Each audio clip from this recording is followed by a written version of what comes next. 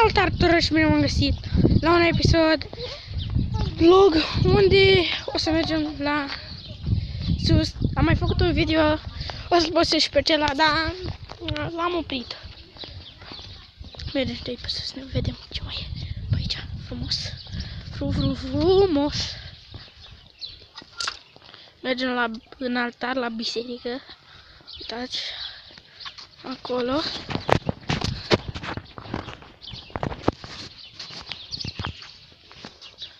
Ce acolo ce scrie.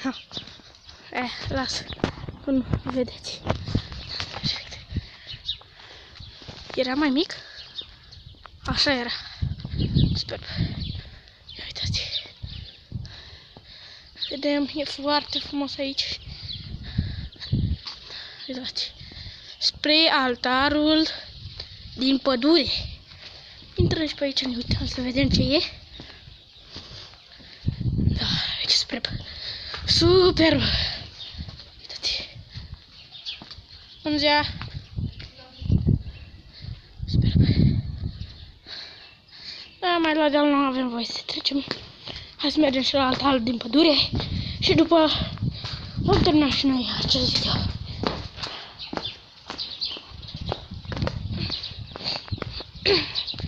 Da, un Logan aici, o Dacia Logan. Doamnelor și domnilor, Slater zice că această mașină este Fiat. Ziceți-mi în comentarii ce fel de mașină e asta, că n-am habar. Da, e foarte frumos.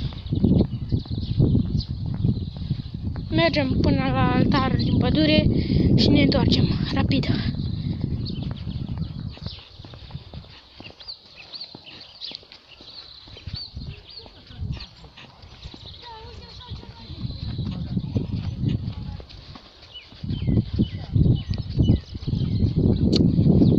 Aici va urma să fie pus un gaz sau nu.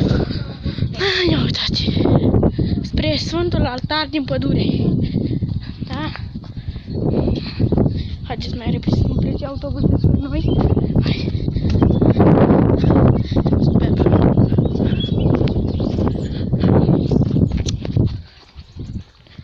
Da, nu mai urcăm la deal.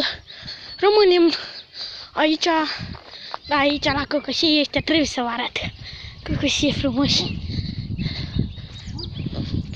Da, după cum vedeți, acela de acolo e altarul. Uitați-l.